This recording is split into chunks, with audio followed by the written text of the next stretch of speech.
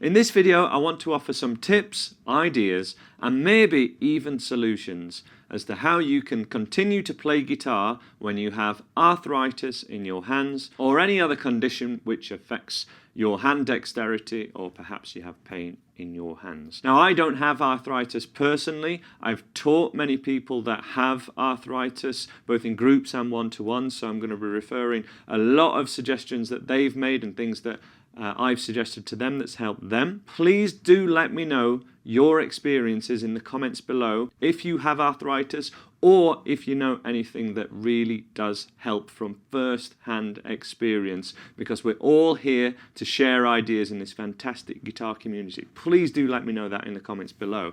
However, I perhaps have more experience with this kind of thing than other people my age. As I say, I'm in my late 30s, but when I was 27, in 2013, I had an RSI injury affect my chord playing hand right here. I had a pain that came on while I was teaching. That basically affected me playing guitar for the next 2 years, and still to some extent affects me to this day, in that it is a condition that I have to manage basically, and I want to give you my tips from that.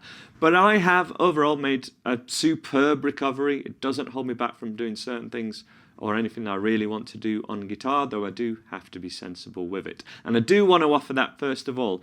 Other stories that you should be aware of if you have any kind of hand or finger condition that really affects your playing. Some of you will be aware of these stories already, but if you're not, definitely check out the very inspiring stories of Tony Iommi, who lost the tips from his fingers in a machine industrial accident and was able to take the limitations of that and the fact he had to use much thinner strings and play around certain things. It went a long way to actually creating the sound of Black Sabbath and heavy metal. Very inspiring story. Django Reinhardt was in a fire accident, ended up losing the use of his third and little finger, so basically was able to play phenomenal kind of jazz guitar with just 2 fingers. And also someone more recently, or in recent memory, Scott Devine of Scott's Bass Lessons fame, wears a glove because of a condition he has with his hands, but he's still able to, through that glove and through, I'm sure, many other things that he's had to accommodate in his life, he's able to still do SBL and still be one of the most fantastic bass teachers and bass players, at least in England, if not in the world. Phenomenal guy, and a guy from Leeds, from not far from where I'm from in the north of England, so kudos to him. But to answer a couple of FAQs first of all, does playing guitar cause arthritis in any way? From my research, there's been no evidence that actually playing guitar causes arthritis. If you know to the contrary, let me know below. But to my knowledge, there just isn't. So that is false, that it directly causes the condition. Can playing guitar help conditions such as arthritis?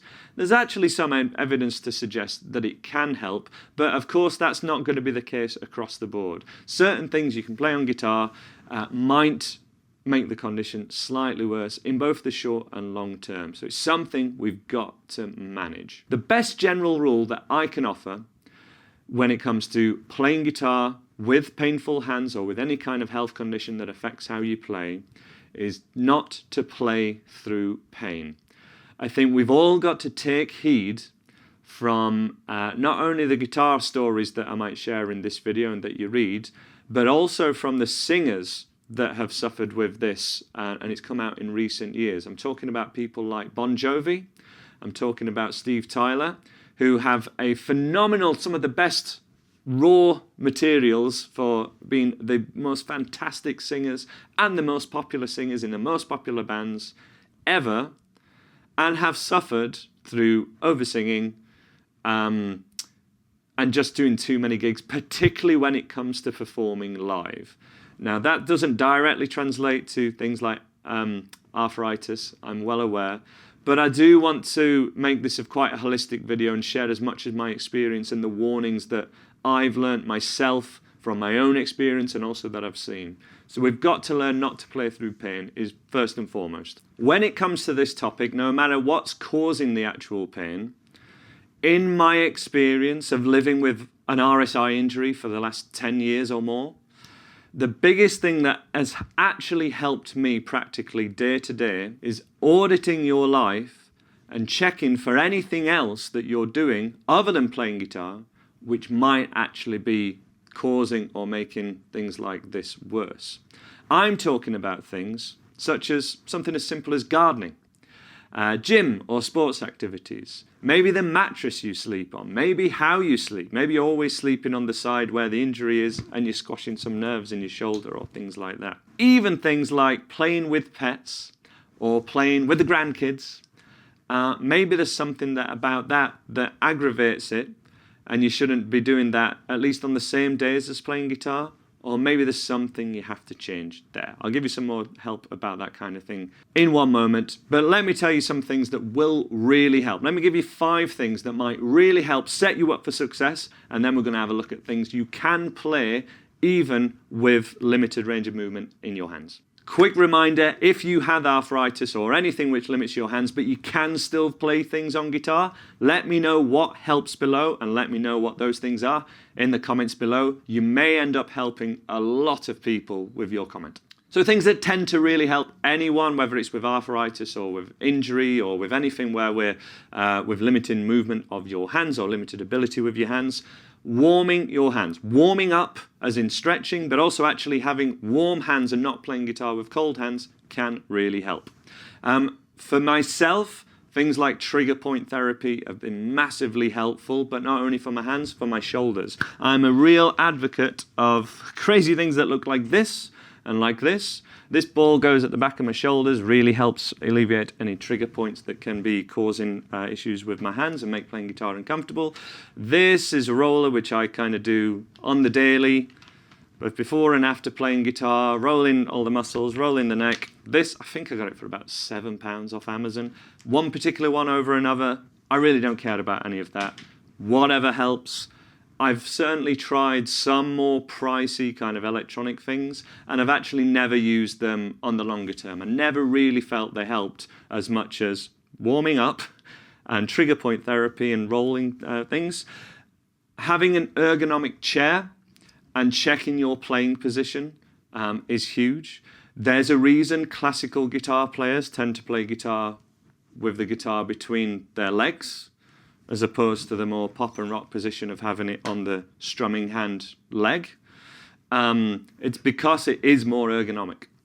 And at some point we've got to kind of, and I will certainly have to do this at some point in my life, I'm certain, drop the ego stuff and start to really assess things like that even more than I currently do, though I have made leaps and bounds, leaps and bounds with that kind of thing in the last 10 years because I've had to. Point 4, checking your wrist and hands and fingers for anything that might be causing this. The number one example is having too bent a wrist, particularly when you may be going for bar chords and things. You just don't have to have that bent a wrist to be able to do things like a bar chord, which is normally the prime culprit.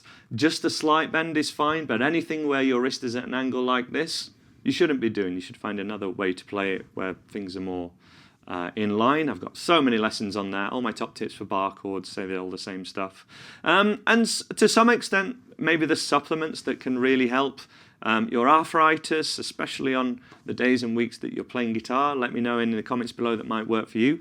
For me, things like creatine and even the most recent one has been electrolyte drinks, especially the same days that I'm doing some exercise, physical exercise and playing guitar. Electrolytes really help.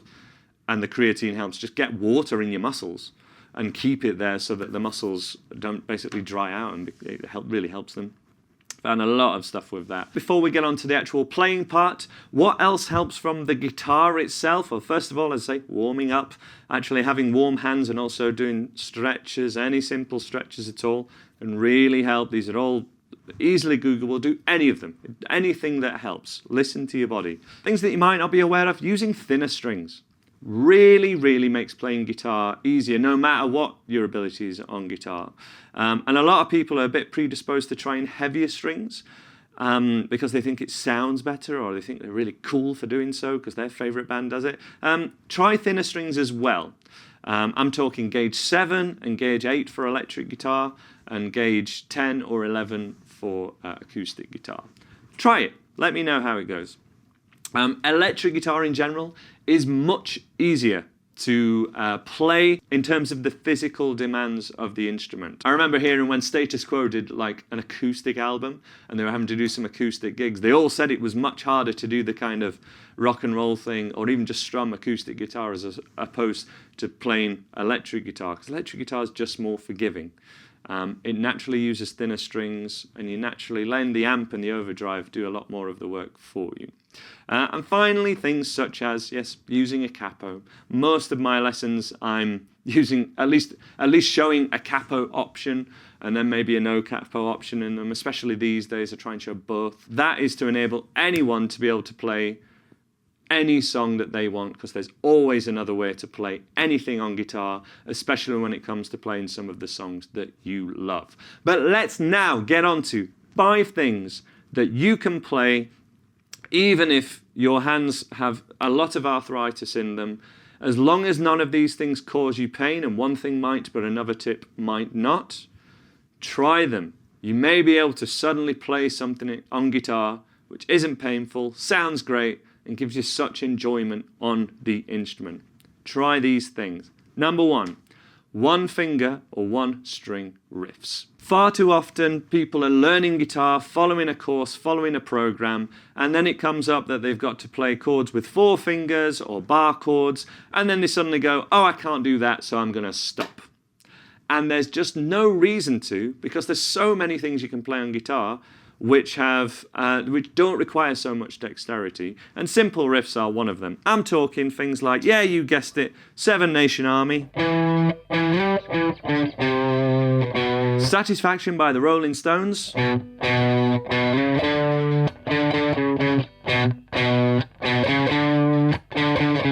notice I played both of those with one finger, my index finger, on one string. And that was the case when I had my injury. The first finger really came back to normal use before the other fingers did. It was particularly the middle 2 fingers that were problematic for me.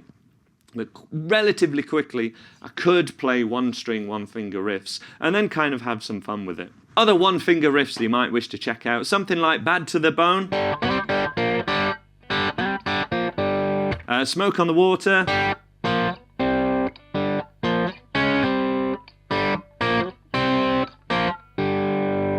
things like Lagrange,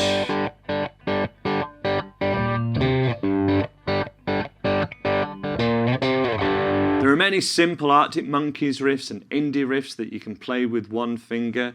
Check some of those out and don't neglect them thinking that you're not going to make progress. You can still get a lot of speed and do a lot of fun stuff even with one finger or on one string, and it can really make things easier. The second thing, which some of you might have noticed already, I'm in an open tuning. I'm in open G tuning. And players such as Keith Richards or old blues players, by which I mean people playing blues in the kind of 1940s, 1930s, authentic Delta blues style, often use alternate tunings. I'm in open G tuning here, which means that not only can we play chords with one finger,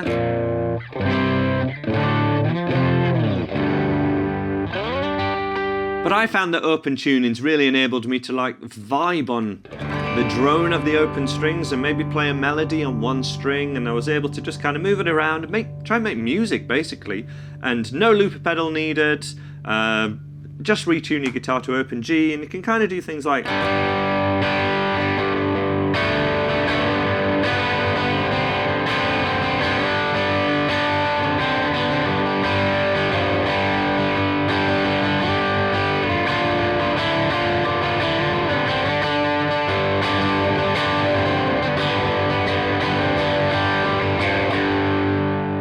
we of course have to take inspiration from bands and guitarists like the Rolling Stones, Keith Richards, who is still playing guitar like, what is he, 80 something now, or like 79?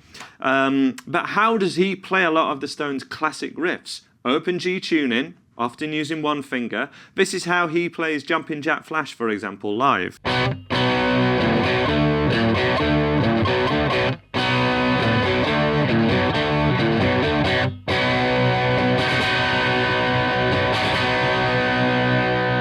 Other tunings, such as drop D tuning, make playing things like power chords so easy, and so many drop D riffs are fantastically easy to play or can be played with one finger. My favourite drop D riff is Sliver by Velvet Revolver. You guys remember them? It was Slash's band from the 2000s.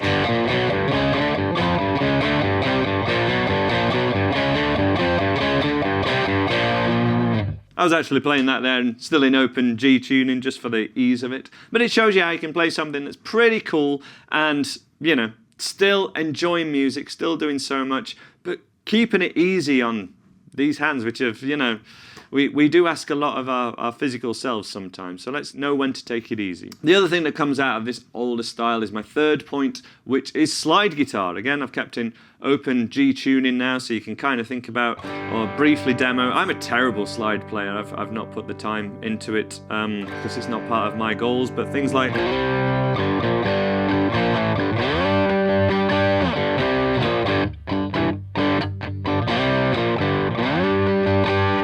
If just doing something as simple as that isn't something you've looked into yet, but you can use your first finger or your middle finger or your third finger, stick a slide on it, or even just use it on its own, have a go. We've got lessons on slide at andyguitar.co.uk. The best one's taught by Mike Bradley as part of an acoustic blues course. I'll link to that in the description below. Try it, see how it works for you. If you wish to stay in standard tuning, this point might really help you. Point 4, which is that lead guitar or riff playing often requires less dexterity or less work of your fingers, certainly requires you not to always use 4 fingers. Again, often big open chords like G major, B7, the F bar chord, the G bar chord, minor bar chords. These are very tough things for the hands and they're always using 4 fingers.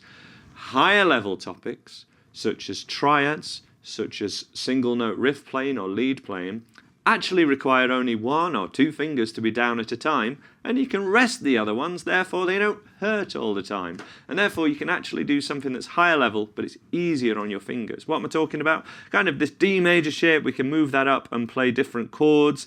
These triad shapes are really common. I've done a whole video on triad shapes, which I'll link to up here. But just remember that if you're always playing chords, and your hands are always really hurting, you can play anything with single notes on single strings, and you're going to make things easier on your fingers and hands typically. If you don't know any yet, try some single note riffs. Even if they don't have to be on 1 string, just single notes at a time. It'll really help your fingers. And finally, what if it is your strumming and picking hand that's giving you the problem? It's not, as it was with me, with the fretting hand. Well, there's different things that we can try. There are certain picks that have a lot more grip on them than something like my signature pick. My recommendation there is the Dunlop Maxi Grip picks. These are very common. Many players use these all the time. I get some great feedback. I used to use them myself for a time. I didn't find that they particularly needed them, but they help some people. Sometimes strumming just with the thumb or with a thumb pick might be the way that you can strum guitar, even if you didn't have any fingers on your strumming hand, as my granddad actually didn't have. He was in an incident where he lost all of his fingers at one point and only had a thumb on one of his hands. He didn't play an instrument, but actually he could have if it had gone the thumb pick route, and he did have the function of the other hand, so that's something that would have helped him. Or there are so many kind of pick attachments that you can get to your strumming and picking hand that you can use, so no matter what the injury is with your strumming hand, there's normally a way around it unless it affects your wrist. If it affects your wrist, that's a very debilitating thing because any movement's going to cause you pain, but there may still be things that you can do. Listen to your body, don't play through pain, but also see what you can do. Widen your vision and then follow anything where you find that you can do it. So ultimately, all this comes down to choice. Are you going to choose to look at things through a wider lens and see what else you can do? Or if you can't do exactly what you envisaged guitar playing being, are you going to stop? And that is just a personal choice. But the 2 rules that I'd always say to recap, no matter what is causing you issues with your hands or anything else with like any other injuries or arthritis elsewhere in your body that affects you playing guitar, my first thing would be listen to your body and widen that scope to see if there's anything else other than guitar playing that's making guitar playing harder for you. and see if you can eliminate or limit that in your life. For me, for example, I'll recap with this one. For my injury, any kind of pressing activity really has the habit of setting off similar symptoms to what I had before. So if I do any pressing activities, for example, at the gym, like a chest press or something, I make sure I do that late on a Friday so that I've got all weekend to recover, because I typically don't play guitar on weekends. It's a Monday to Friday thing for me.